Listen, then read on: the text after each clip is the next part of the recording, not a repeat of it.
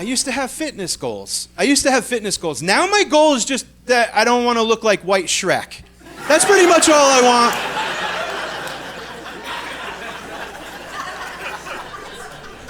I look in a pond and I'm like, oh no. Turning into the cartoon. They got these big, stupid, heavy ears, and 2 years of wearing a mask, like, pulled them further from my head. He's got, like, flutes now, like,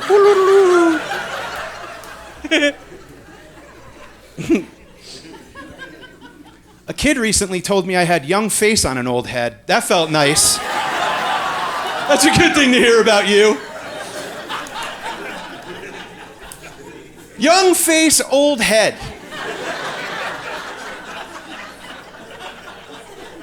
A 7-year-old child told me that. 7-year-old. When a 7-year-old tells you something terrible about yourself, you know it's true. Because, like, we can't tell kids how we really feel about them. But, man, if you have an insecurity, they'll cut you to watch you bleed. Like, they don't care. It's home run derby. They're swinging for the fences. They don't... You feel fat, there's a kid out there that'll be like, you look like a snowman. You're a sweaty snowman somehow. Thanks, pal. Appreciate it. I guess I'll throw out this white jacket. That's my favorite.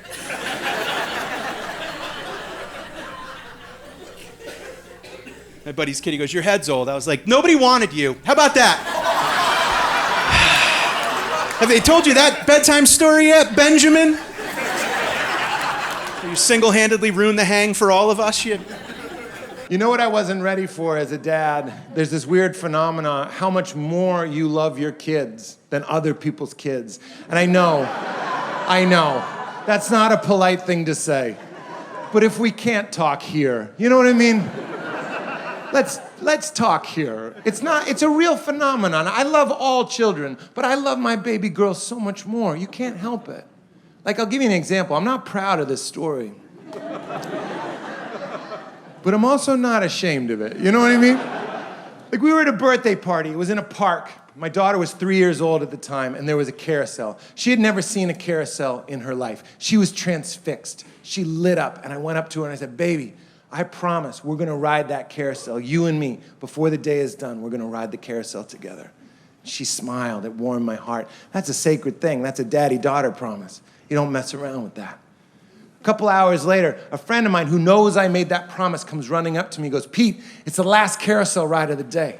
So I scooped Leela up and I ran as fast as I could across the field towards the carousel. We got there just in time. We got in line. At that very moment, my friend Scott, that's his real name, that's an unnecessary betrayal. My friend Scott runs up to me. He's white as a ghost. He's out of breath. He goes, Pete, have you seen River? I can't find River. You couldn't find his kid.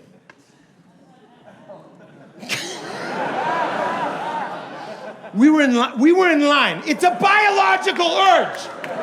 They were letting people through the turnstile. I'm not proud. But this is a true story. I went like this. I went, oh no.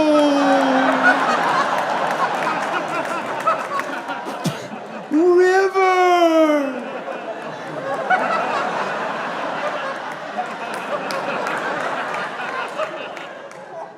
What was she wearing? Blue? Blue overalls? And then I was whisked away by a wooden horse with a frozen face. As soon as the ride started, I regretted it. This is true. So when the ride was facing the park, I would keep an eye out so I wouldn't feel like a total piece of shit. So it was like this. It was like, River!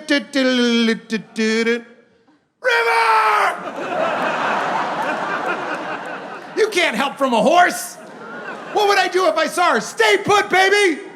Help is coming, not from me. I'm engaged in whimsy.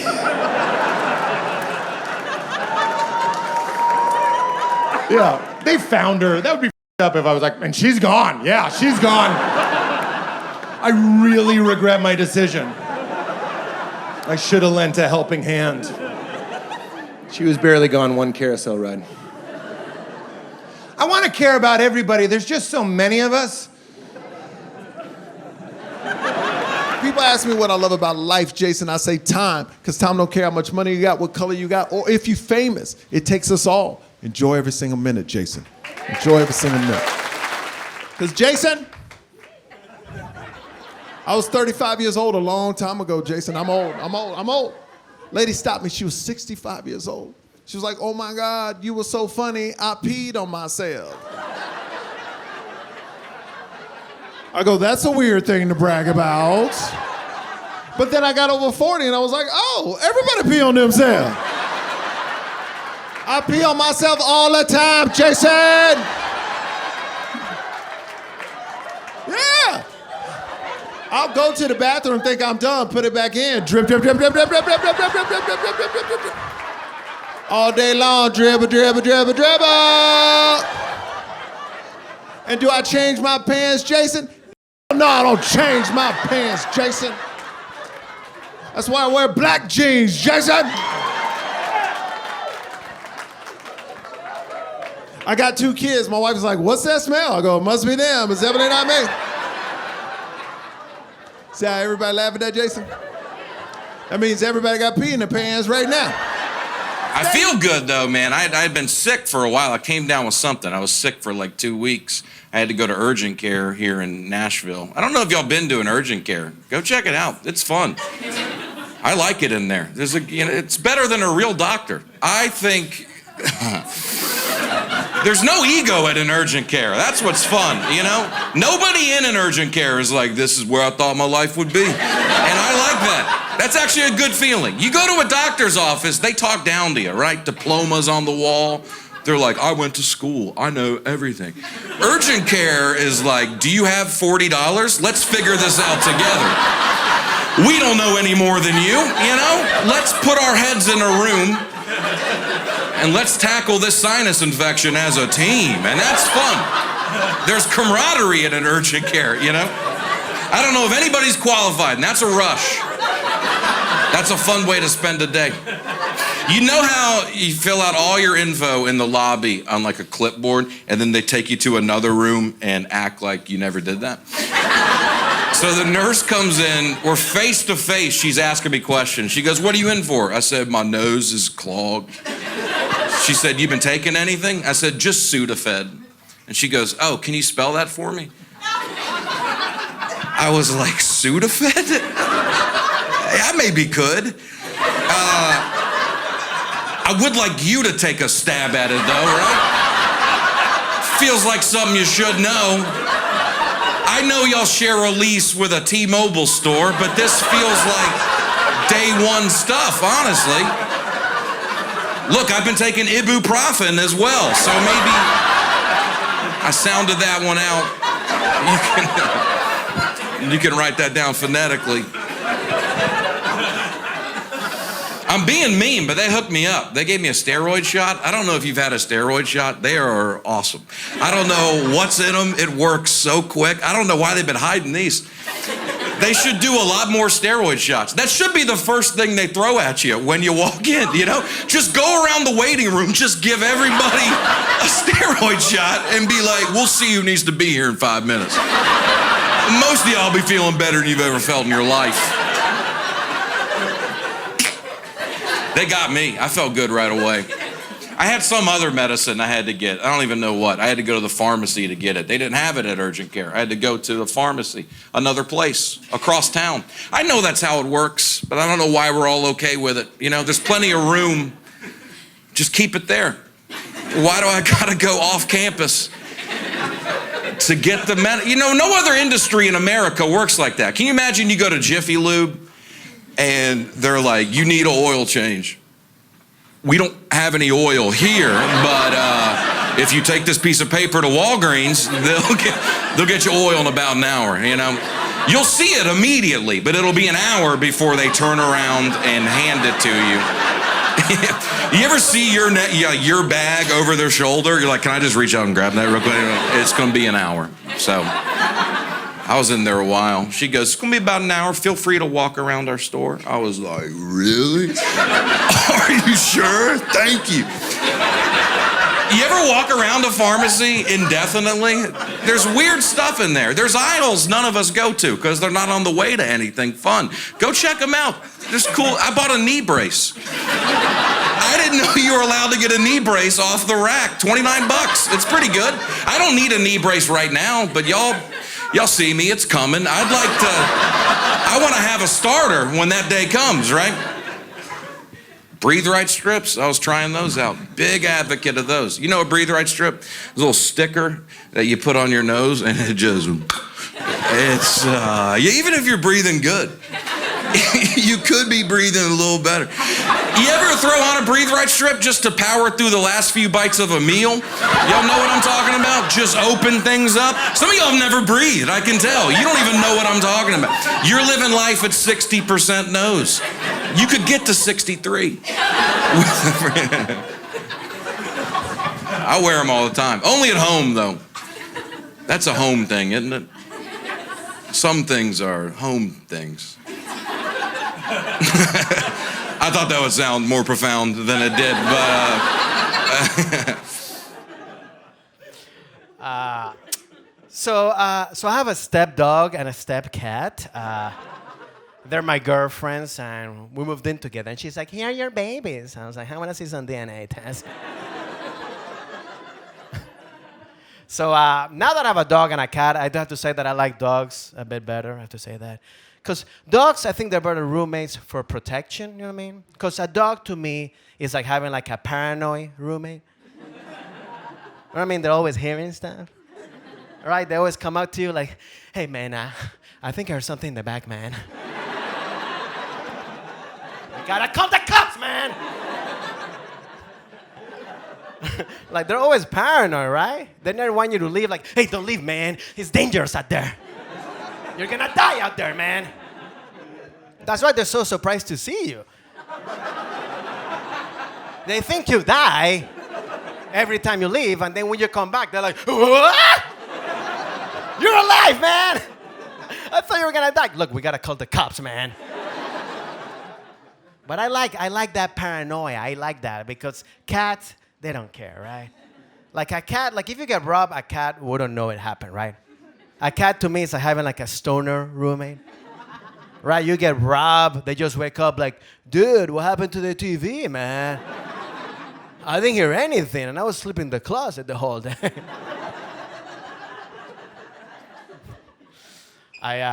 My dog, my stepdog, is actually a rescue dog. His name is Stanley.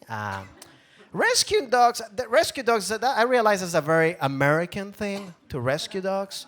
It is, and I think it's a great thing. I think most countries should do it. But rescue, because I didn't know that dogs needed to be rescued. I had no idea. I grew up in Venezuela, and I would see some dogs on the streets all the time. I never saw one dog going like, "Rescue me." No, they're outside going like, "I'm free, I can be right here." But here in the US, it's crazy. You never see one dog on the street, right? Like if after the show there's a dog wandering around by itself, the whole city shuts down, right?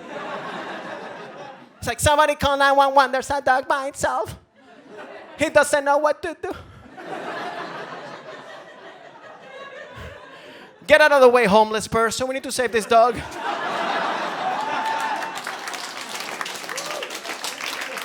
There you go. Okay. A lot of you guys know that I'm a big pizza nerd. Like I'm a big pizza fan, and one of my favorite pizza places in San Diego is in Encinitas. It's called Blue Ribbon Pizzeria. It's amazing. If you haven't been there, it's great. Okay. Now, this pizza place is very small. Okay. It's like a huge oven, and it's like 10 tables. So I go there for lunch one time. I'm there at lunch, and it's the kind of place where they seat you. So I pull up to the front, and the hostess comes up, and she's like, "You can go ahead and sit wherever you want." And I pan the restaurant. And I notice on this side of the restaurant, there's a couple having lunch together, but they're eating the pizza and then just staring daggers into each other's eyes. Just staring daggers into each other's eyes. And we've all had pizza here. We understand, like, pizza is a happy food. It is hard. It is hard to be angry while you're also eating pizza. So I said to the hostess, I'm like, "Could I sit over there? Could I sit by them? I want to be near the hate that's happening over there." "Yeah, sit anywhere." So I sit down, And I want to find out, why is there anger at this table? So the way I eavesdrop, my technique is I put on my headphones that I wear on the plane, the noise canceling ones. And I have like newer noise canceling headphones. I don't know if you know this. There's actually a feature on these headphones that amplifies the sound around you. It's a safety feature. It amplifies the sound. So when I want to eavesdrop on people fighting, I just flip on this feature and I get quality HD audio.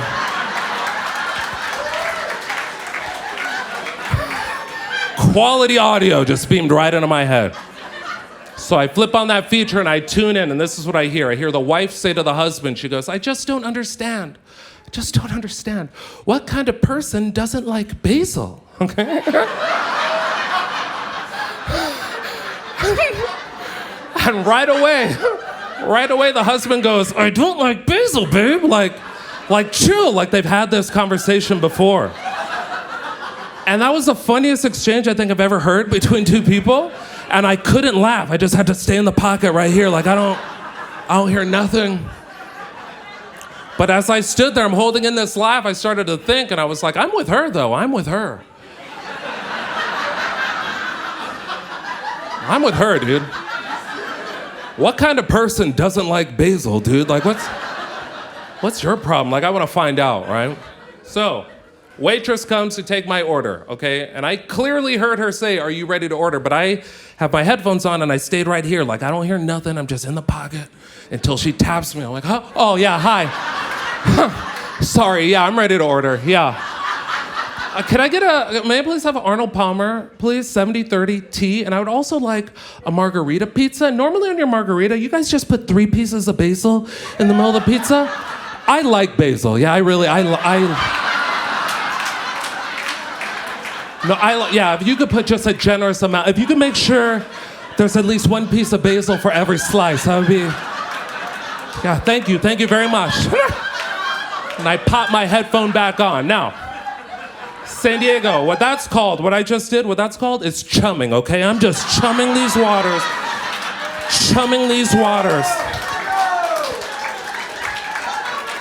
Praying to God that this wife takes the bait, okay?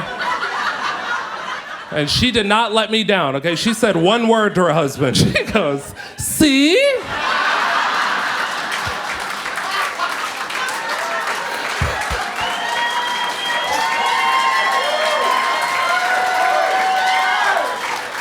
And that's where he lost it and started yelling for real, okay? He stands up and he's like, I don't like basil, babe!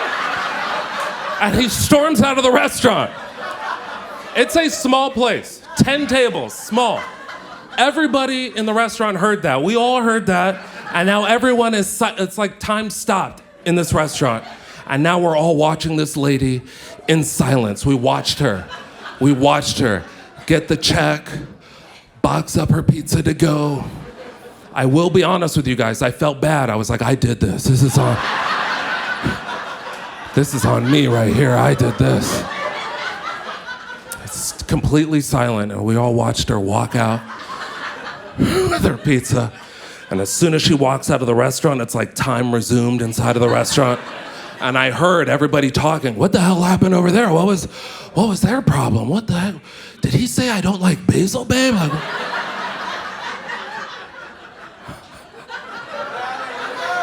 7 minutes after she left, my pizza showed up. I'm gonna be honest with you. I sent it back. It was too much basil on the pizza.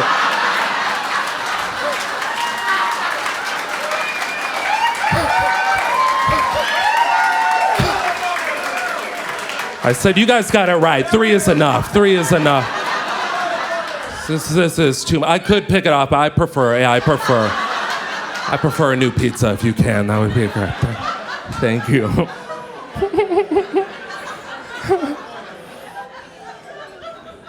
I hope that couple made it. I hope they made it. Yeah. We were visiting my wife's family in Kentucky. Both of our families live in tiny little small towns. And man, they are both so excited to show us like the new restaurant in their dumb little town. Forgetting that we live in New York City where we have like, I don't know, 400,000 restaurants. They're like, oh my God, Dave, have you ever heard of Caribbean food? Buckle up. We got one. It's run by this white guy named Bob. He makes the most amazing Caribbean-style hot dogs. You guys, you're gonna lose your mind. This time we got there, and her Aunt Bond, she came running the door like a dog. She's we got a tapas place. It's amazing, Dave. It's authentic tapas. It's better than Spain because it's here in Kentucky. Incredible tapas. You're gonna blow your mind, Dave. And I was like, all right, we'll check it out. So we drove to the tapas place, and we pull into the parking lot. And then my wife was like, oh yeah, I remember this place. This used to be a Buffalo Wild Wings. I was like, ooh, red flag. No Buffalo Wild Wings gets to become anything better than a Buffalo Wild Wings. It's like a curse where you can only make lateral moves. Like no Buffalo Wild Wings is now an amazing tapas place. It's like you're a Buffalo Wild Wings and you're a Panda Express in the airport, and that's all you can be for the rest of this building's life.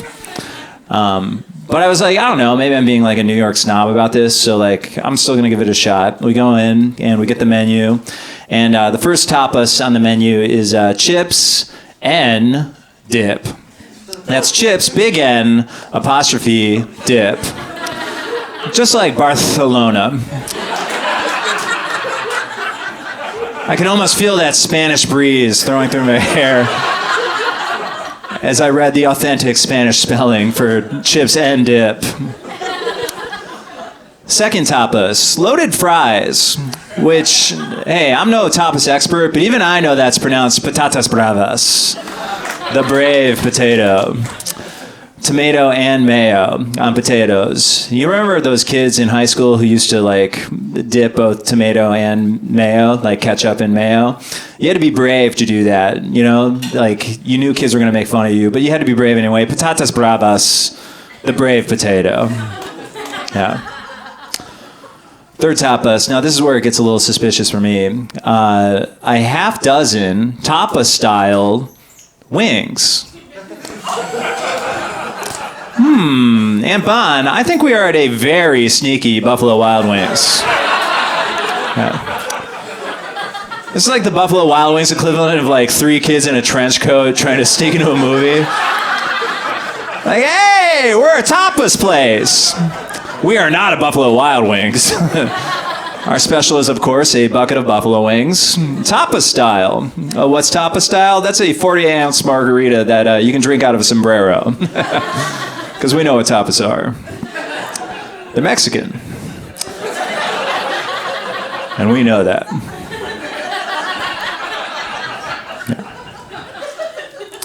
Nah, I couldn't eat anything anyway. That whole trip, I just got this like root canal. I wish teeth would just keep falling out and growing back. They already did it once. Keep that up. Why just stop that, teeth? You should at least get 3 shots at it. You know, you get your like baby teeth, and then you get your teenage teeth where you can like eat candy and smoke. And then you get your like mid-30s teeth where you're like, all right, I'll brush these once. I'm ready to have teeth. Yeah. You get your adult teeth when you're 7 years old. Okay, that's how I know there's no loving, caring God. No God that cares about you would give you such an important part of your face at such a dumb idiot age. Here, take care of these for 90 years. 7-year-old boy. If we're going to get our adult teeth at 7, we should at least stop telling kids about the tooth fairy, because I feel like it sets a bad precedent for teeth care. You know, like your tooth falls out, you're like, oh, money! You get excited. You should not feel that way when a tooth falls out. You should be like, oh no, I've lost another tooth. When my daughter's teeth fall out, she will be punished. Is this a tooth on the floor? Go to the corner. Yeah. Oh, but Daddy, there is no tooth fairy. And if there was, I wouldn't let that thing near you. You're 7 years old. I'm not going to let you sell your body to some degenerate fairy for reasons that they haven't even explained to us. Why does the fairy want your teeth? Why? They never said, I can't think of one positive reason for a fairy to buy a child's tooth. You can believe in Santa. Santa's all right. The message is clear. Be nice all year, you get a toy. He's not all tooth fairy about it, like, give me an ear, I'll give you this boat. Yeah. Here's how toxic the tooth fairy is. When my wife was 7 years old, she lost a tooth, and she accidentally swallowed the tooth, and she got really scared, and then her mom felt really bad about that. So that night, the tooth fairy, out of sympathy, left my wife $20 instead of $1. And then my wife proceeded to swallow the rest of her teeth for the rest of her childhood. Santa would never make you eat your own face for better gifts. That's a real tooth fairy move. Yeah. But it's it's just hammers home the point that, money is obviously the most important part of life. Yeah. I mean, you've heard it from every single comic tonight. We're all destitute financially. Yeah. I personally have been doing this unsuccessfully for 14 years. Every day that goes by, I'm like, am I going to make no money for a whole life? Like a bird? Or a lizard? Yeah. The most money I've ever made, 2019, my cat's Instagram account got picked up by Meow Mix. Overnight, my cat was making so much more money than me. A cat should not support a family. I've said it before, I'll say it again right now. A cat should not support your family. Like, it was fine when I was just, like, feeding a cat, but it felt way worse to, like, feed the head of the household. Just, eat. King. He pukes on my stuff. It's like, his house, his rules. That's what he does. Yeah. When you have money, you have choice. And so when you don't have it, you don't have choice. Like, for example, my daughter just started preschool. She goes to a religious preschool. I am not religious, but the non-religious ones cost a lot more money. So, assalamu alaikum. Baby girl's gonna believe in God for a little bit. Maybe toss up a little prayer for some cash for Dad. Because Lord knows the Mexican restaurant basement comedy show doth not provideth enougheth. When you have money, you can just believe in yourself. When you don't, it's like, there's got to be a God, right? Someone's got to pick this up. Yeah. They don't, like, indoctrinate your kid at this preschool or whatever, but, like, God does sort of slip in there. Like, they have you stay for the first week, and in the first week, my daughter, she stepped on this, like, bee, and she crushed it, and she was devastated. Oh, no. You know, idiot child.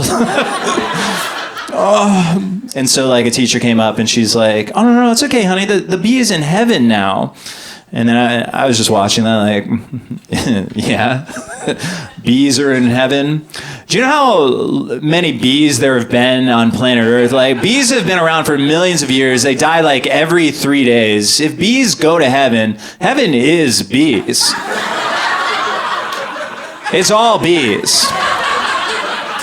It's like 5 good, honest American men, bees. Just covered in bees. Yeah. I'm allergic to bees. What's up with that? So, like, I get stung by a bee, I die. A bee stings anybody, they die. So I get to heaven, like, the same time as my murderer. And then we're just trapped up there together forever. Heaven. So I explained that to my daughter, and when she stopped crying, we both agreed that hell is what you want. You want hell. Yeah. I am going to leave you in like 3 seconds. But before I do, I feel like my act is becoming a little too dad heavy, which I feel like alienates the demographic of people I need in order to make money. So if you take any, I just really want to emphasize, I vape constantly. I'm never not vaping. If you take anything from this, I'll vape. I hate going through airport security because every time I go, I have to go through that big full body machine. You know, the one where you pose for 3 seconds and then it tells you if you're a terrorist or not. But I don't know if you know this, when you go through that machine, the agent actually has to pick your gender. That's how the machine works. So since I look like me, he picks male. Then I go through the machine, and then he's like, we got to do it again. I'm like, what do you mean we have to do it again? Okay, you messed up. I feel like you just have to do it again. Yeah, even if I was carrying a bomb, just let me keep it, okay? That's good customer service. So they make me go through the machine twice, so I'm getting cancer twice as fast. Very fun. But usually when I go through the first time, the machine will go off, so the guy comes over, he starts patting me down. I don't say anything because it's 9 a.m, I'm tired, also it does nothing for me. So he starts patting me down, and at right about here, he realizes that he's wrong. Then you can just see the color drain from his face. He's like, oh my God, this might be sexual harassment. And that just makes my day, okay? Yeah. Because he thinks I'm gonna sue him. I'm not. But you don't know that. I just walk away and I wave and a wink, you know? It's like a fun little game I like to play. I do like how when you go into a Starbucks, everybody's working on their dreams, but when you walk into a Dunkin' Donuts, no one's doing anything in there. Have you seen anybody work on anything in a Dunkin' Donuts before? No. They're all sleeping. Like, is this a heroin den? What is this? I was like, you guys should become a bus station. This is a shithole in here. So depressing. I saw a guy walk into a job interview with a Frappuccino once. I'm like, good luck, buddy. What a great way to tell your employer that you're responsible, like starting your day off with a milkshake. Like, okay. It had extra drizzle on it. Just to, like, hit it home. I was like, that's not the appropriate beverage to bring into a job interview. I feel like you should come in with a mug with coffee in it. Like, what a great way to project that you work there already. Like, oh, did you guys call? It has CEO on the mug. They're like, where do you see yourself in 5 years? You're like, it says it on the mug. You just have to project. But I'm turning 42 soon. I'm bummed about that. It's great. I'm glad you guys didn't clap. A lot of people do. It's weird. People sometimes clap when you tell them that you're in your 40s, like you've been serving your country. You're like, okay, yeah, I'll take it. That sounds great. But I've been trying to stay younger, so I've just been overdrafting my bank account a whole bunch. God, I feel like I'm in my 20s again, you know? It's so good. But now I'm at that age, though, where I finally have accepted my body, and then my body's like, I think we're gonna go in another direction. I'm like, oh, can we talk about this? I only now just got used to the pooch. And it's like, yeah, but now we're gonna add hair to places, so I can't wait to get used to that. I think if I just let myself go, I could just naturally turn into a man, which I'm fine with because I kind of need the money right now. I'm like, yes, I need a raise. Every summer, my friends and I, we would go to the fair, go to the Midway. I'm sure you probably know, on the Midway, there's a sort of notoriously janky haunted house, right? So every year, my friends and I would go into this horrible, dilapidated haunted house, and we would roast it. You know what I'm saying? Just 4 boys criticizing the lighting, the set design, the acting. You know, real bad boy.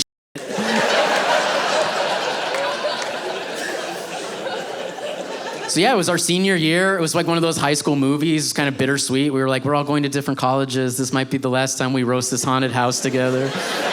We gotta savor this moment. And we walk in, and they go way faster than me. So I'm by myself, just criticizing left and right. And I turn a corner, and this guy dressed up as a werewolf gives the worst performance you've ever seen in your life. He jumps out. This is legit. He was just like,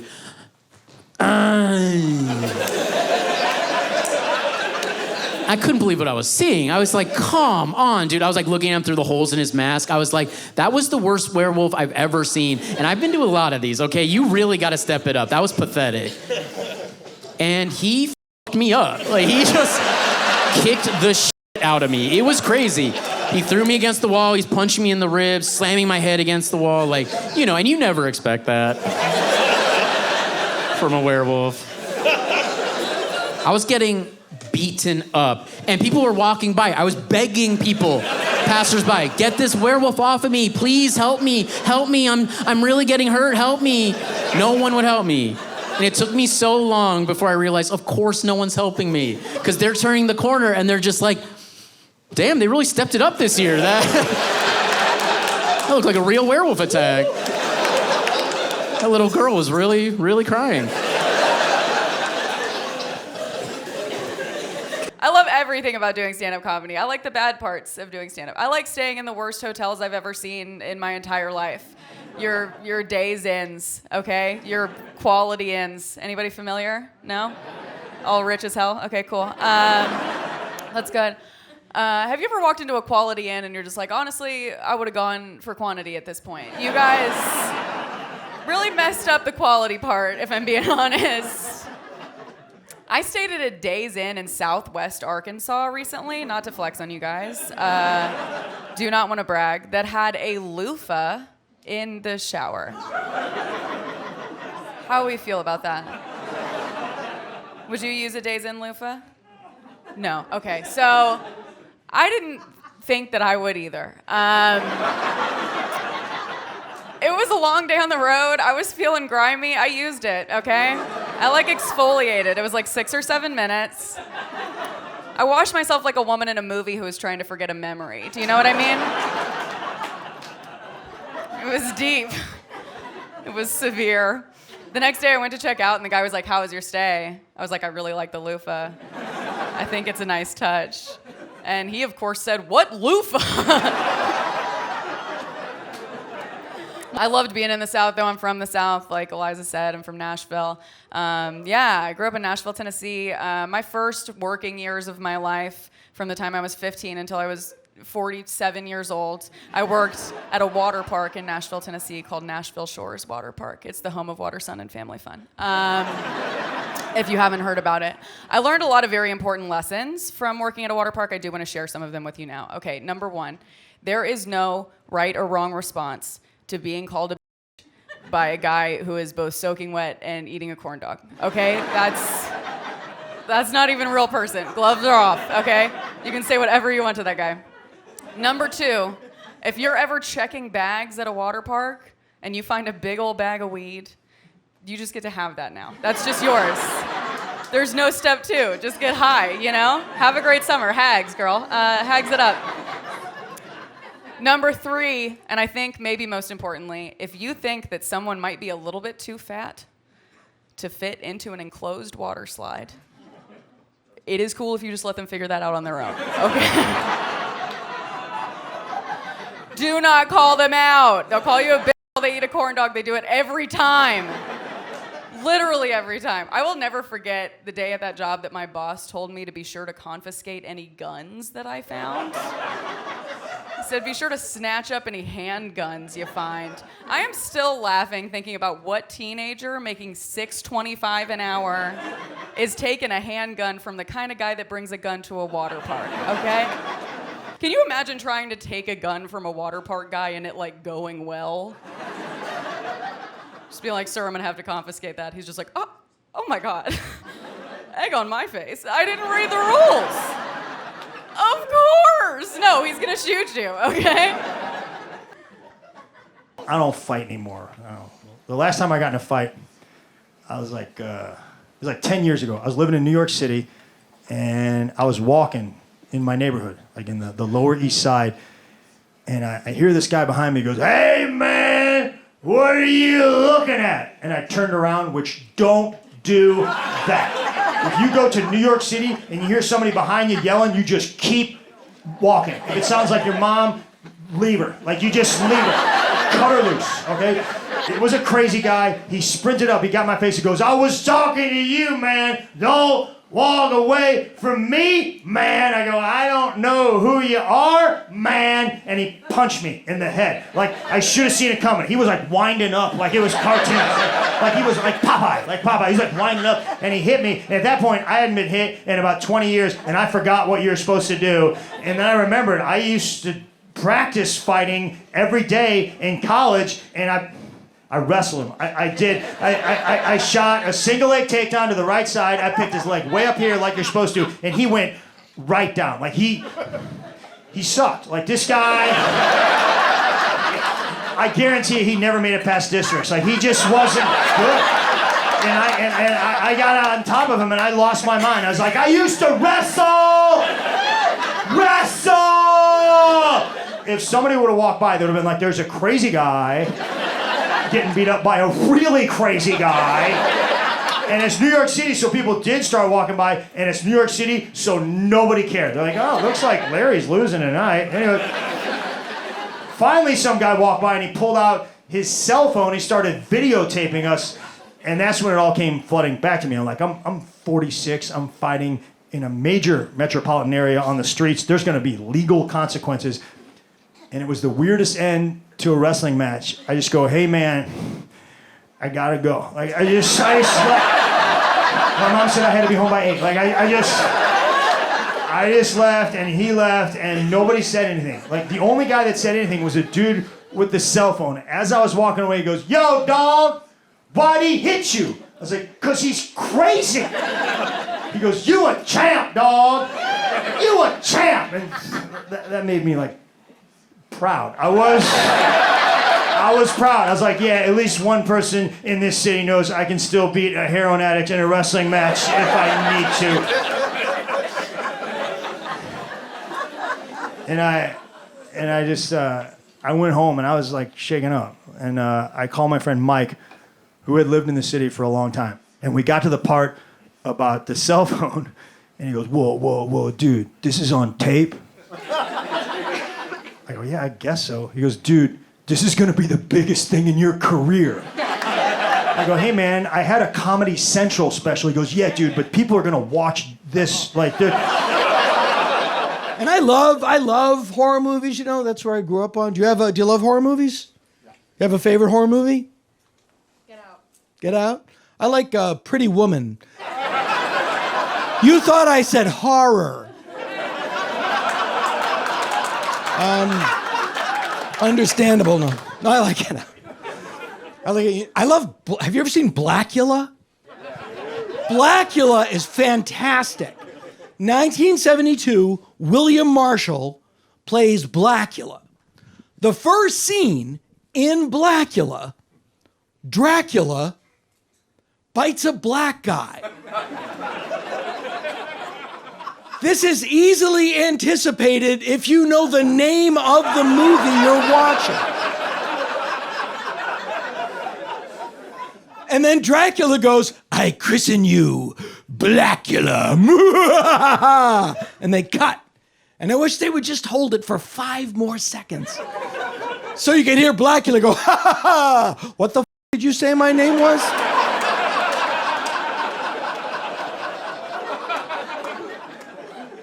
Just to watch Dracula backpedal. "Look, as the king of vampires, I come from a position of privilege that I clearly didn't take into consideration when I made that joke, which is not indicative of my feelings in any way. I won't even eat Count Chocula. Like, I'm committed. I want you to know my truth. That's what this is about." And then all the bros with podcasts will drag Dracula for backpedaling to Blackula. Gotta double down on that all the time. You gotta just double down. That's the problem. There's no real men anymore. Yeah, I moved to Minnesota last year in the month of January. And that's how you die. 8-month winters are brutal. God. When I hit my 1-year mark of living there, some of my friends were like, "Oh, how did you celebrate?" I was like, "Oh, I just walked into my bathroom like it was a prison cell and etched one tally."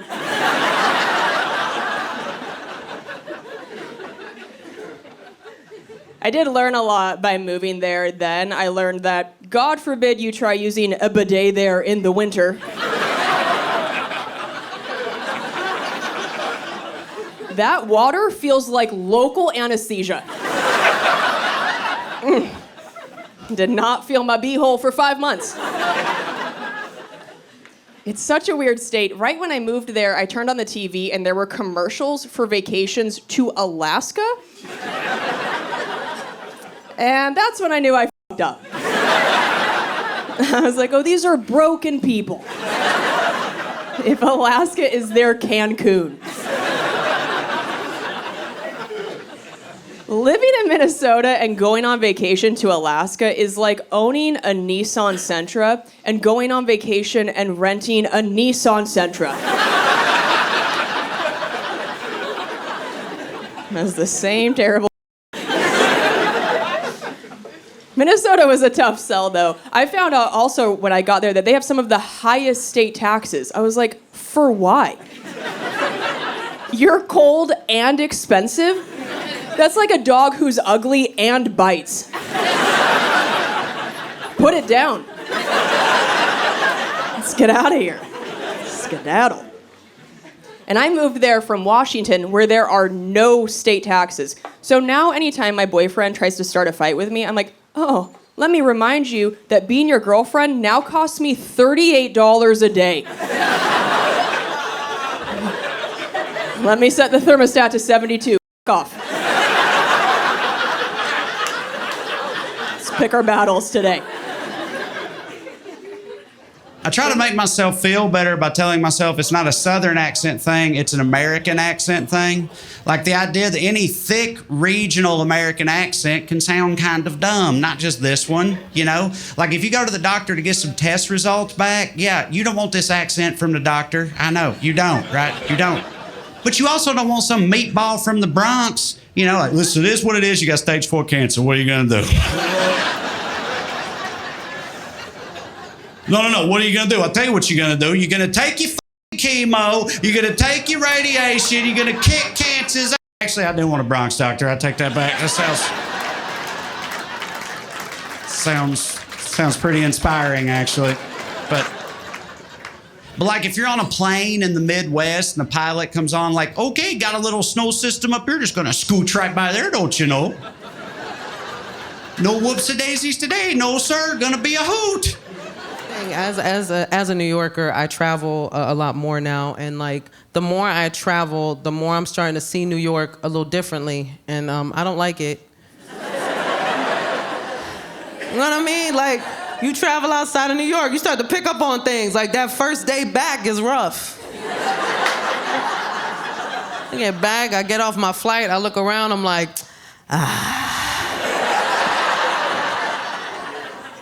it is kind of nasty.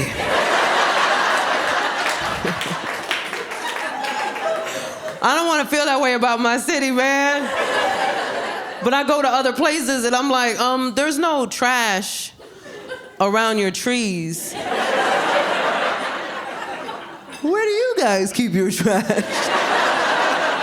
In bins? That's disgusting. I don't touch my trash. Shower. I do take care of myself. I try. I've been trying. I eat a lot of Tums.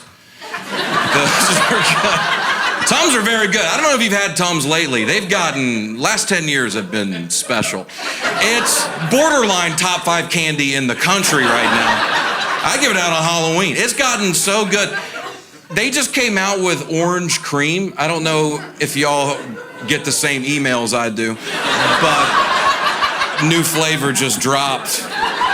It's orange cream Tums. Half of them are orange, half of them are cream. And then you can kind of mix and match. That's what Tums does. They let you decide, you know, how strong do you want to go, right? You can go all orange today, live it up. But at some point, you got to go all cream. Is this relatable? What I do, I got a system. I do 2 orange, 1 cream. I put some M&Ms in there. I shake it up. It's good. It's tearing me up, but I'm enjoying the ride. Farm guy. I'm a suburb guy. I'm a suburb guy. And, you know, I think a lot of people say the suburbs is like a soft life. Like it's easy. It's not. It's tough. There's a lot of tough stuff. I had a problem at the Red Lobster the other day. It was serious. I mean, here's what happened. My waitress thought that I was poor. I'm not, okay? I'm not rich. I'm not gonna stand up here and brag to you guys about how much money I make, but let's just say I can walk into a Red Lobster and get whatever, okay? Like, I'm making that kind of cash. Like, I'm pulling that down. I'm not saying every day, but I'm saying 2-3 times a month I can walk in there, and I'm not looking at the prices, okay? And not just during Lobster Fest. I'm saying on a regular Tuesday, I'm doing fine. And I was wearing like my 3rd best shirt. This is 6. I didn't look poor. Here's what happened. I go, I'll take the trout, and I want some asparagus. She goes, oh, sir, asparagus is a premium side. I was like, what does that mean? It's real good? She goes, no, it's extra. I was like, how much? She goes, $1.29. I was like, I can swing it. I mean, I'm gonna have to call my guy. You know, we're gonna have to move some stuff around. You know, probably put off retirement for a couple years, but I want the asparagus. Matter of fact, I want 3 asparaguses, or three asparagus. What I'm trying to say is I can spare a guy, okay? I got plenty of guys. I'm gonna keep the girls, but you know. I don't like it when they tell you how many sides you can have at the restaurant. I went to this place, I go, I'll take the salmon, I want a baked potato, and I want a sir, you only get 1 side. I get however many sides I say I get. I'm a grown man, all right? I decide the sides. I'm the side decider. I'll make it rain sides up in here. I want all the sides. I want them all twice, okay? I want a baked potato twice. And I'm not talking about a twice baked potato. I want 2 baked potatoes side by side. I want a roast beef sandwich. Sir, that's on a side. Well, then you put it on the side. I call the shots. Yeah. I want rice pilaf. And between me and you guys, I have no idea what rice pilaf is. I went to 5 different restaurants and I ordered rice pilaf, and it was completely different at every restaurant. These pilaf farmers need to standardize their product. I'll tell you that right now. Like, I Googled it, very loose definition. From what I can tell, rice pilaf is rice with anything else you want to put in it. Anything. You know, sometimes you drop your phone in the toilet and you got to put it in rice to dry it out. Technically, that's rice pilaf, okay? That's a Palafian dish. Why do we stop burping people? It's so weird. Like, think about a baby. One of its main needs is to be burped. It cries, it's in pain. You pop it on the back a couple times, all better. Why do we cut that off at 2? All I'm saying is I'm pretty sure we could fix this country's acid reflux problem. You just gotta burp your buddy every now and again. Aren't you sick of taking all these antacid tablets to just stay alive? I'm telling you, man, we're gonna shut down Big Pharma. It's my Burp America campaign. Hook a brother up.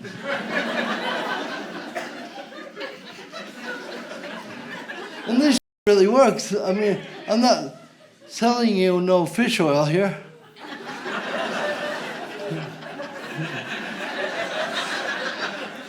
Is it snake oil? Sorry, guys. Sometimes I get my animal oils mixed up. I gotta take more fish oil to remember it's snake oil. All right, not too many homeopaths out there. Oh, there's one.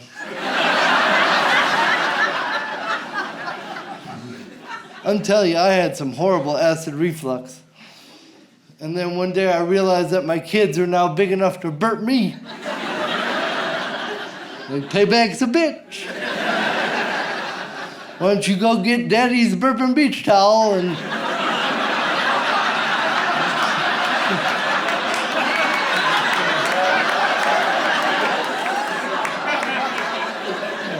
Let's move some chili around. You know?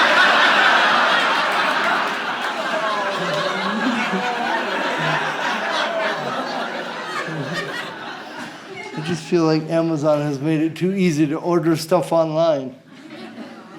Yeah, the other day I came home and there was a box on my porch, and then he's all excited.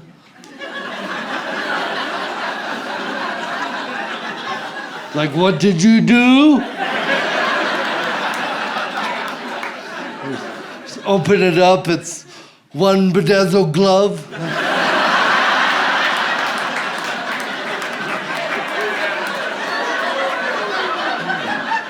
I'm not putting that on you, dude. You gotta play dress up on your own time.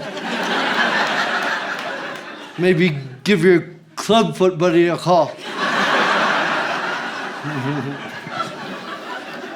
And we all know he wouldn't be much help. No grabbers.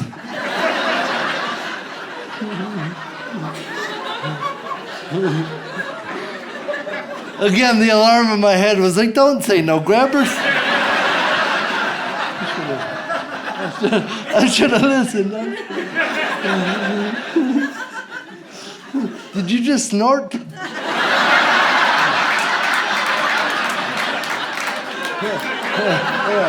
Yeah. Don't be embarrassed. That's a sign of success in my business.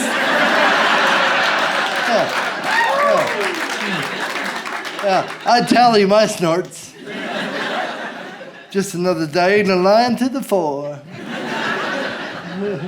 My question is, where do you even buy one glove? I mean, now that Michael Jackson's gone, there really can't be much of a market for that.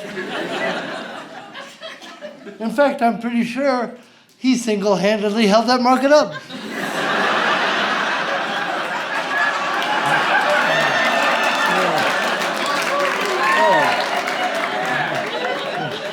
All right, sometimes I gotta throw some low-hanging fruit out there. Try to get the group back together. You guys bunch up again, bunch up. There is a company that sells one of things. It's intended for amputees. It's called Share Repair.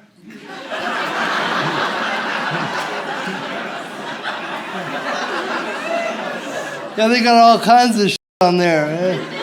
It's pretty cool. It's like their idea is like if you're missing your size 10 right foot and you're missing your size 10 left foot, share a pair, you know? It's pretty cool. It's ecological and economical. And the products are cool. They got gloves and shoes and earrings.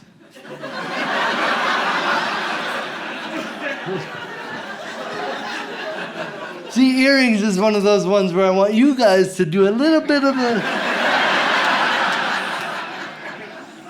I want you to go in your head, like, why are they missing an ear, you know? Was it a bad fishing trip, or like a relatively good combine accident?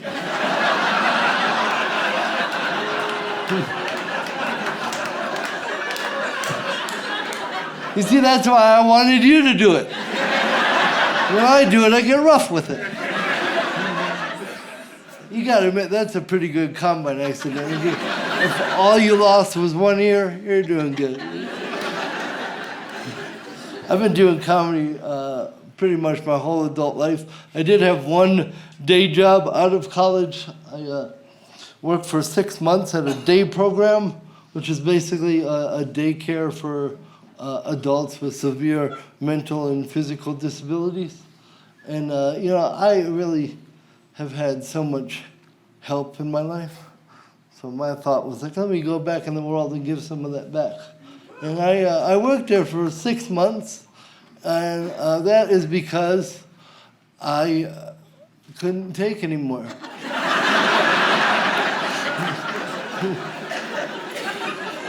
And now let's just be clear about this situation. It had nothing to do with the people that came in for the services. The problem is, every morning they would come into the facility on the short bus. And I gotta tell you, there was nothing that I could do to convince the driver that I worked there.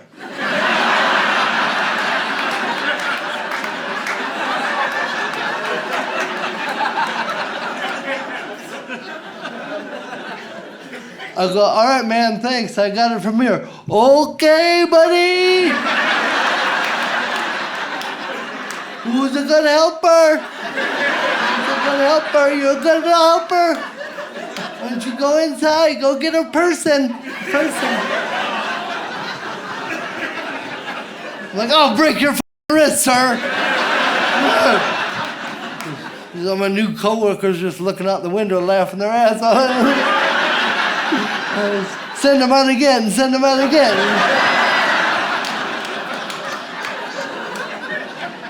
6 months of that shit. I snapped one morning. I picked up a helmet and I put it on and I got on the dude's bus. I was like,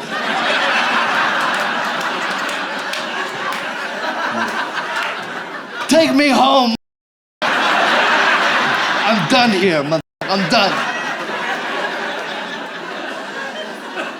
And now I do comedy. Career move.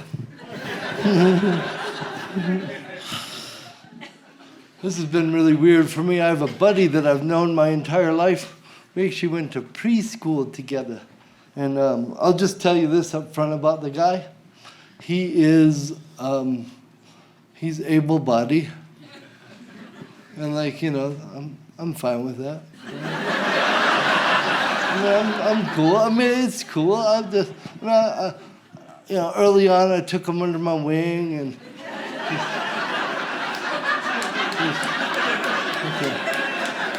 show him the ways of the world and well, here's the thing is that right before the pandemic he got married, and that was really exciting. I got to be the best man, and then he and his wife, they then had their first baby. Again, very exciting. But then more recently, their son was diagnosed with cerebral palsy. So it's just like interesting and weird because this guy that I've known my whole life is now coming to me, asking me all these questions. And I'm like, no. I didn't sleep with your wife.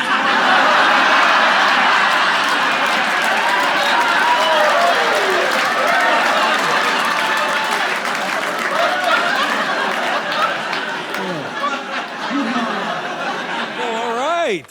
Great to be back here in New York, man. Miss it. My hometown. Love it here. Love it. Tell you what the best thing about it is the pizza. Got to be the best in the world here in New York. Yeah. Yeah. I had it tonight. You know what sucked, though? I had to share it with other people. Way too much pressure when you're all eating from the same pie, especially when the slices start getting lower and lower. You got to look around the room, do that pizza math. Right? All right, he already had 2 slices right there. He should be out at this point right now. What the hell is she doing? What is this? Finish the crust. That doesn't count. I hate when it comes down to 2 slices. 1 slice is like huge. Then there's like little mutant sliver slice next to it. Never really made it. The guy went a little too quick with the wheel. Right? Hey, there's your pizza. All right. I never get the big slice either. Someone's always like, hey, I'll take the big one. Okay, I'll get it for you. I make it up in cheese, though. Oh, the cheese fell off. I don't know what happened. Sorry about that. I was separating it from the other pieces, and she slid off. I don't know how. Sorry, I don't even know. Here, enjoy your skin flap. That's for you. That piece that looks like my ass if it caught fire and someone put it out with an old T-shirt is yours. I don't like surprises in my pizza. I hate that. They annoy me. I get my pizza home. I open the box. There's a little plastic white ottoman in the middle.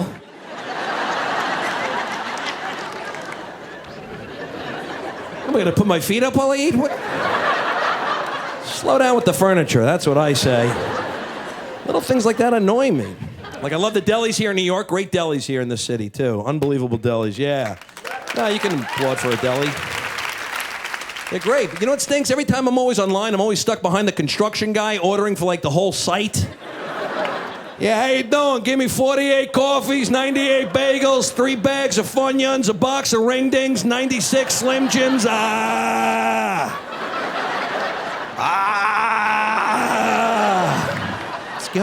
go. How big are muffins gonna get before we all join hands across America? They're huge. If you walked in, yeah, I'll take a coffee, and oh my God! Yeah, I'll have the beanbag chair with raisins. Oh, you got it? Okay, I got it. Woo, yeah! All right, can't believe this is fat-free. Woo!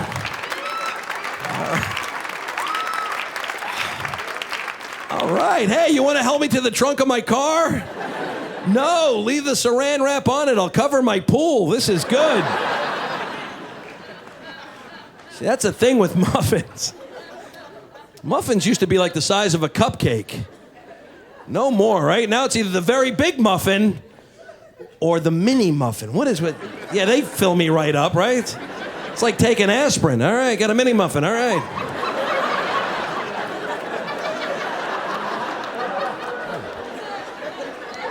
These are good.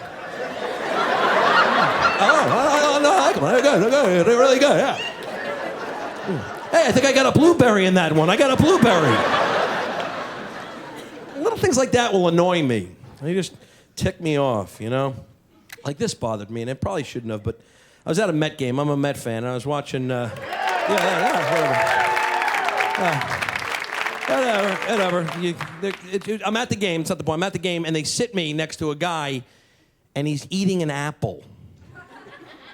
First of all, does that not piss you off right there? Anyway, guy eating an apple at Shea Stadium. You shouldn't be allowed fruit in a ballpark, first of all.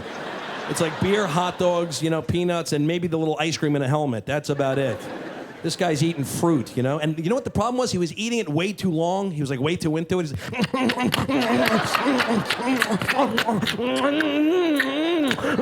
He's like flipping it over, trying to find the good part. Oh, look at that. I was like, dude, they're 39 cents a bag. Let it go.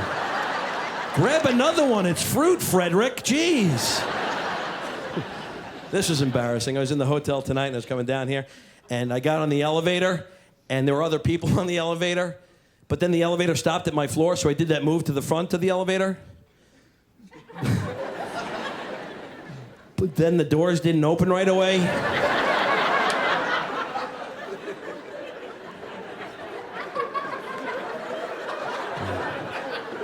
Come on, open up. This looks really bad. I look really bad. You're like, you just, oh God, oh please, open up. You don't know what to do. You're like, I gotta step back. I've made a commitment already. Step back now. You look foolish. I always get embarrassed on elevators. First of all, I always expect it to go right to my floor. I don't know why. I'm always expecting the lobby, and I always get out too quick. Hey! But now I'm too embarrassed to go back. You're like, no, this is what I wanted. I wanted to be here. This is where I wanted to be. I wanted to be here. I wanted to be here. No, I want to be here. This is where I want to be. Leave me alone, people. And the people on know you screwed up. They're like, sure you don't want to get back on? No, I want the basement. I need a towel bin. And I'm gonna check the pipes. Get away! Go! Go!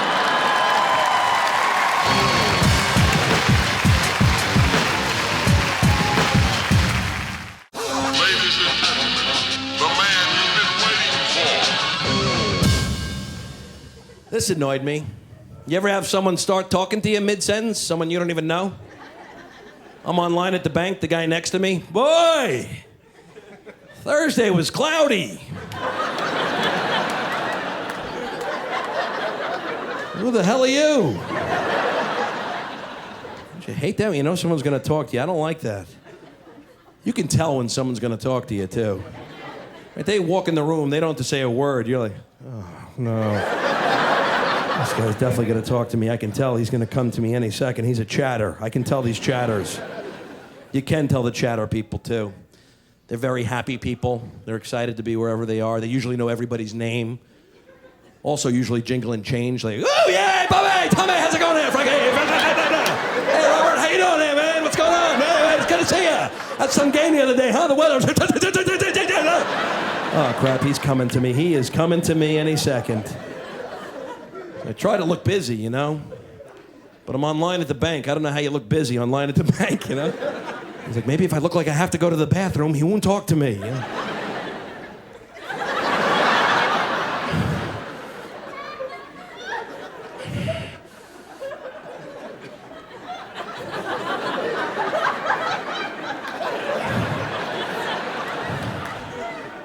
All right, it's working, but now I have to go to the bathroom.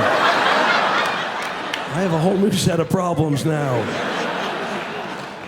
Oh, I don't enjoy the bank. I hate going to the bank. I'm always in a rush when I go to the bank. I'm never prepared either. I never have one of those checking deposit slips on me. I have to fill it out there. You start filling it out, you see someone else walk in the bank, you have that little anxiety attack. You're like, oh, no, drop the pen, no, drop it, no. Drop the pen, lady! No, I'm not gonna be last in line because I'm having a problem spelling 13, okay? I hate being the only one in the bank, too. That sucks. You still gotta walk through the ropes. How smart do you feel then, right? Hey! Yeah, hi. Go around, okay, all right. I'm gonna make a deposit when I get to the front area. That's what I'll talk to you in a minute. This is all right, yeah. They should have a guy handing out cups of water. All right, thank you. All right, good. There better be a hunk of cheese at the end of this maze, I'll tell you that much. I didn't realize this either, but there's a line on the floor at the end of the ropes that you're not allowed to cross unless the bank teller nods you over. If you've ever walked right up to them, they freak out, right? Hey, how you doing? Sir, get back! Sir, get back! You can't come up here yet. I am not ready, sir. We're busy. We will nod you over when we are ready to go.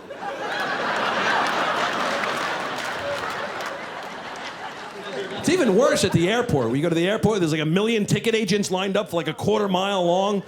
I don't like being the next on line there. There's way too much pressure there. Everybody's pumped up. They're all going on vacation. They're all looking at you. Hey, man, you're next. Yeah, I know I'm next. Shut the hell up. I know. You're all worried. Got my luggage. You're all ready. I know where it's going, right? And the ticket agent people are very impatient, right? Next, I'll take the next person. Sir, you're next. Right over here. Sir, I will take you right over here, sir. Sir, right over here. Okay, I don't freaking see you. I don't know where you are. I don't know where you are. Everybody's pointing. It's over there. It's go there. I don't even know. Where do I go? What's over the other side? Sorry, I didn't know. I don't know where to go. Sir, I'm looking right at you. Okay, that's not helping me.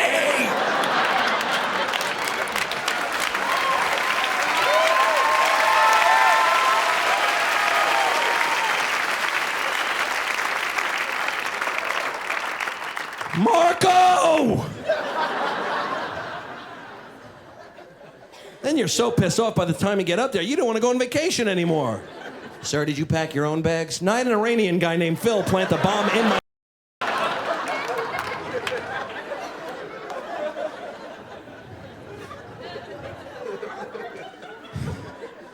Love the questions at the airport because they make you feel real intelligent. Sir, do you know what's in your luggage?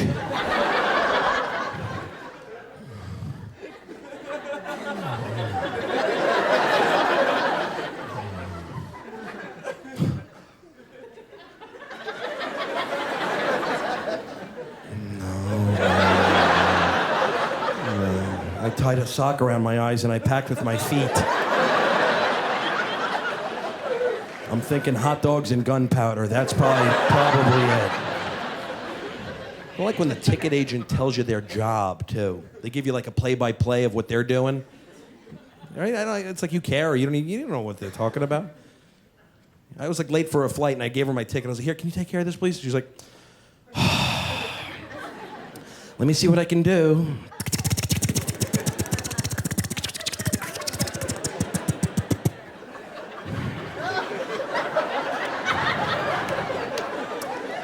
Okay, your ticket is a code fare basis red.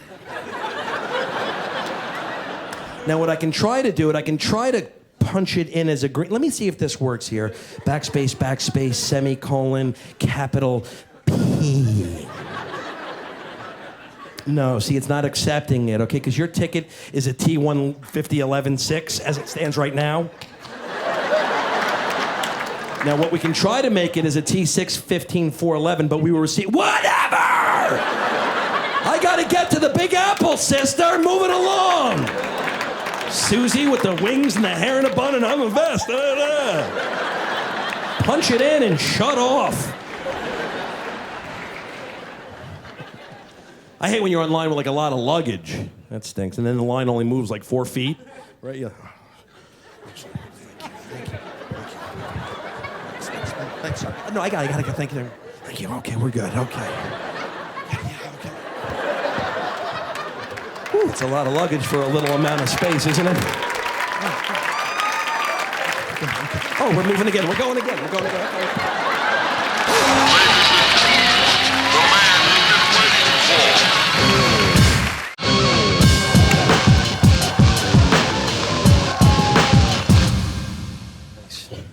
Sweating a little bit tonight. When you're big, you don't need a reason to sweat.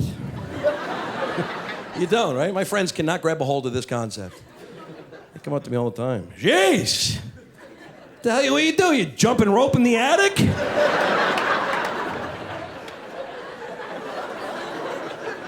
No, I peeled an orange. About an hour ago. Why? What's up? What's up? I love air conditioning.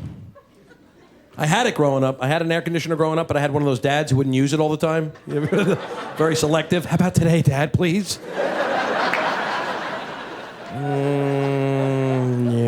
No. They break out that big oscillating fan for the whole family. What a horrible invention that is. It's like waiting for a bus, right? Oh, man, when is that cold air gonna get here?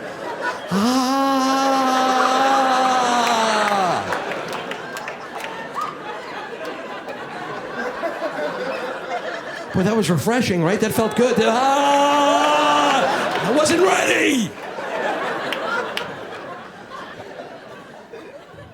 This annoyed me. I was on the phone with somebody today trying to get a phone number from that person and write it down, but they didn't have phone number rhythm, and that pissed me off. You know, talking about phone number rhythm, especially if there's like an area code involved, like 212, bum bum ba, bum ba, bum ba. That is the rhythm I think we're all familiar with. This guy had no clue. I was like, okay, Hank, give me the number. He's like, all right, it's 2129.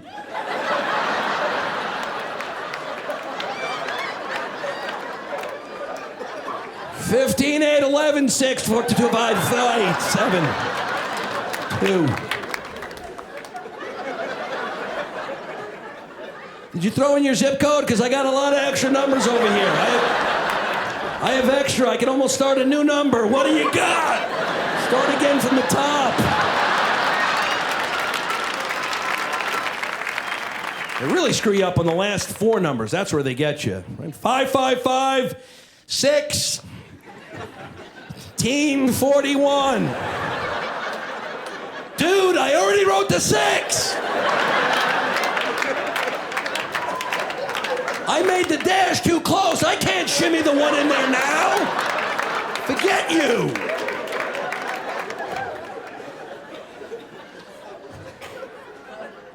You know what else annoys me? People leaving slow-ass, boring messages on my machine.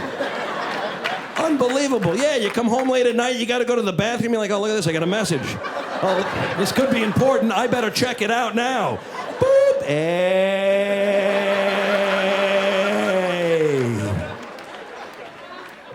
Kevin, how's it going, man? It's Tim Duffy from work. What's going on, man? Anyways, give me a call back if you get a chance. I will be, well, you know what? If you call at 9:15, I should be back. Actually, anything after 9:18, I'll be home. Give me a call. I'm at 631-775. This is great. Now I got to play the whole Tim Duffy message again. From the top to try to get the number at 100 miles an hour. That's fun when you're hunched over your machine with like an index card and a little pen. I got nothing on that pass. I got absolutely nothing. I got nothing. I got a 6, 4 blanks, a 4, and then I'm out. I'm out again. I don't know what to do. I got a freaking G. I got a G. Timmy gave me a G. So many things like that annoy me. This annoyed me too, because little things will make me happy as well. You know, like I was going through, I think it was like a Taco Bell. It was late at night, and I'm going through the drive-thru, and the guy was like, okay, 712, pull around. And I got excited because I had exact change. Something like that'll make me happy. But then I went to hand it to him, and I dropped a dime between the seats. I was like, mother! Now I gotta do this move for 20 minutes? Oh, man. Oh, come on, man. Oh, come on. Oh, I can see the freaking ridges. I can see them. So you're gonna have to pull up. I'm gonna have to tell you to shut up, Anthony. If I'm a good dad, I will be great, okay? I'm doing anything my wife needs. So at the top of the honey-do list 2 weeks ago was Costco on Saturday. Now, I know. Listen to me, San Diego. If you love being around people you can't stand, go to Costco on Saturday. Everybody that you hate is at Costco on Saturday. Go at 11 a.m. That's the perfect time. As soon as I pull into the parking lot, I'm like, what are we doing today? What is this? Everyone's pissing me off.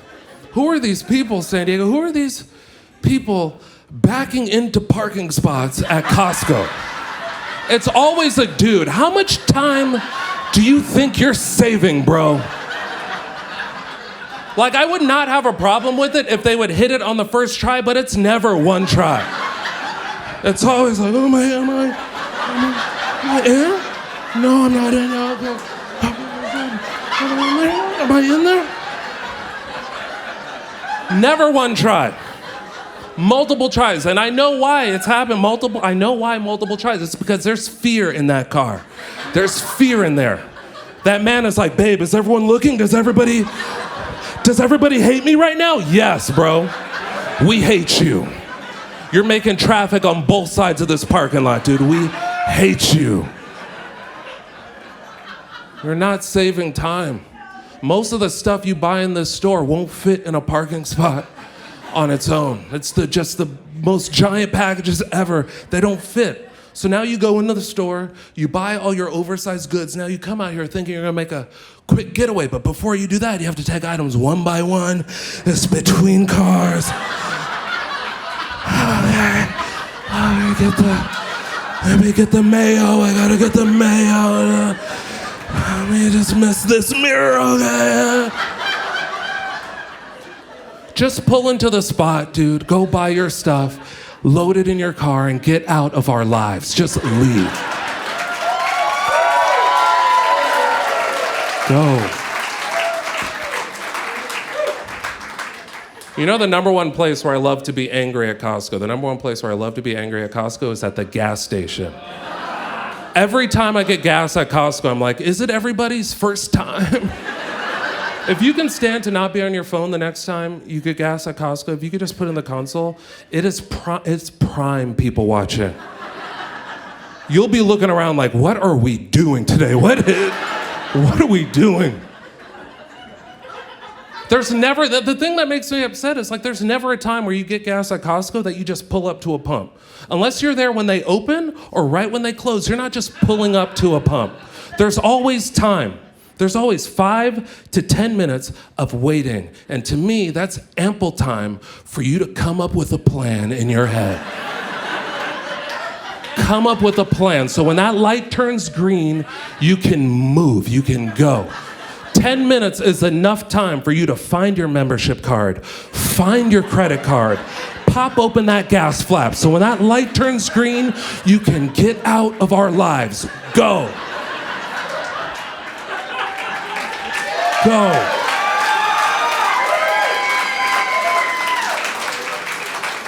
No one is ever ready. No one's ever ready, and I'm just in my car like, You guys ever see people go to get gas at Costco, they get out of the car and they don't know what side of the car the tank is on, they just get out like, oh my. Where is it today? Today? Oh, I found it, it's over here today. Why are you saying today, dude? I've been ranting about this gas station for over 6 months now, and I will tell you, I thought this was a San Diego problem, but I've been all over the country with this joke. This is an American problem. This is an American problem that we have. There are people in this room, I don't know if you can feel the energy, there are people in this room right now that are often surprised at where their gas tank is. Look, the ones not laughing are the ones that are...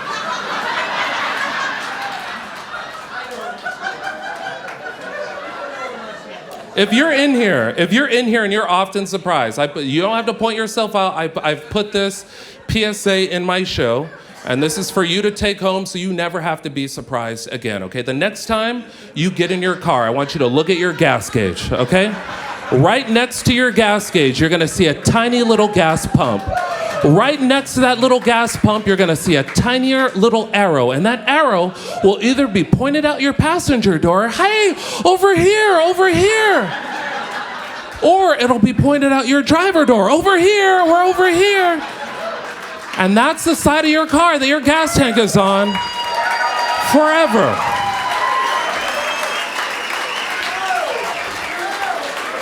You never have to be surprised again. It'll be there every time. That is your car. That's any rental car you ever get. If you drive an electric car, same thing. They tell you where it is.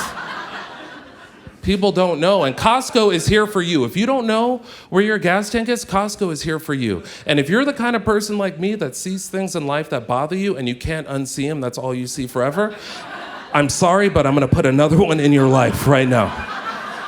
On the side of the gas pump at Costco, it says, these hoses are extra long, so you could pump on either side. I hate that. I hate that. I think they should keep the sign and change the hoses to go from right here to just right here. From right here to just right here. So if you're one of these people that goes, but it's on the other side. Yeah, you gotta hang that up and go back around and get in line.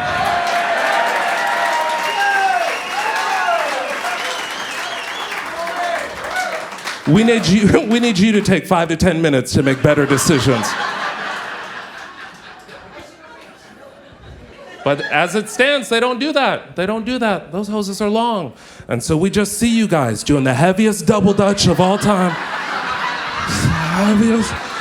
It's the heaviest double dutch. You're trying to get that hose up on your trunk so you can get the angle. And it's never on the first try. I don't know if you guys didn't know the hose was gonna be that heavy or you didn't know it was gonna be pulling away from you. but they never hit it on the first try. And you'll see them on the second, third try, you see the fear come in. They're like, babe, is everyone looking? Does everybody hate me right now? Yes, dude, we hate you.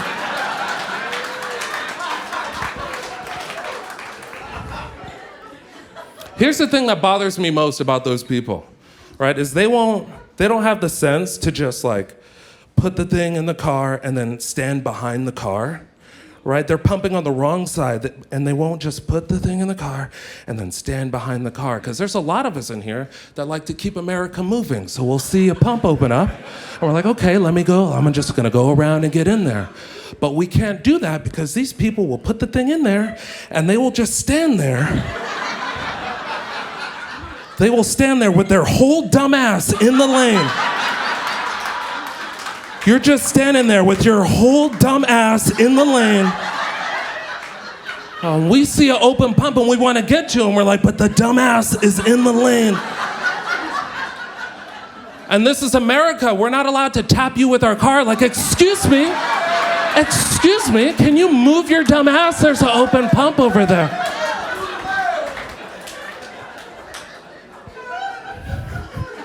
I saw this old man, like grandpa age old man, getting gas at the Costco a couple months ago. And he knew exactly where his gas tank was. He goes right up to his gas tank. I'm watching him. Now he starts hitting every pocket on his person. And grandpas have just like 1 million pockets. Why is there so many pockets? And I'm like watching him, like, what are you doing, sir? And then finally he found it, just a single key that was floating around his body. Single key for his gas cap that had extra security. He had a lock on his... I saw this and I was immediately like, sir, where do you live, sir? Wherever you live, sir, you gotta move. You gotta move away from whatever old people you live by, sir. I know that this guy lives by old people, okay, because I'm a millennial and I'm gonna speak on behalf of our entire generation when I say we don't know how to siphon gas, okay?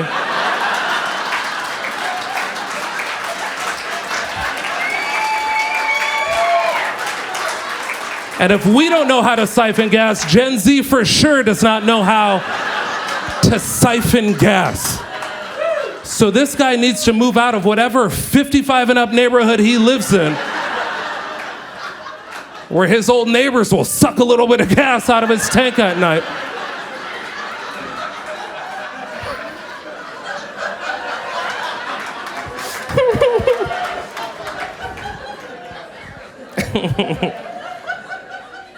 I thought about that old guy for like 3 weeks after I saw him do that. Every time I would pump gas, I would think about that old man. And the thing that bothered me the most, San Diego, is I was like, why don't you just put the key with your truck key? Just put them together so you could save time. Grandpa, just put it together and it's easier. You know where it's at. And then the more I thought about him, I figured it out. I'm like, this guy is like my grandpa. I don't know if your grandpa's like mine. He's like a retired Navy guy and he has systems and protocols for everything that he does. And it takes longer, but he'll tell you exactly why it's better. Like they just have their system on how they do it. And I figured it out. This is this old man's security system for his truck. This is his security system. Like if his truck ever gets stolen, he's gonna call the cops and be like, hi, yeah, my truck got stolen. It's a 1997 Ford F-150. They always know everything about the truck. 1997 Ford F-150 Lariat Edition, scarlet red. Yeah, I got stolen from in front of my house. Yeah, if you could just set a search perimeter for about 50 miles from my house, I'll think you'll... What? What is that? No, yeah, I never fill it up to full. It's got about a 50-mile range. I got a 50-mile range. No, the gas cap is locked. They can't get into the gas cap. It's locked. You know, I got a funky key from Korea. Nobody could get in. Yeah, just head down to the county line and like work your way back to my house. Let me know when you find my truck and just come pick me up in your cruiser. I'll bring my water hose and suck a little bit of gas out of your tank. Get me down to the Costco.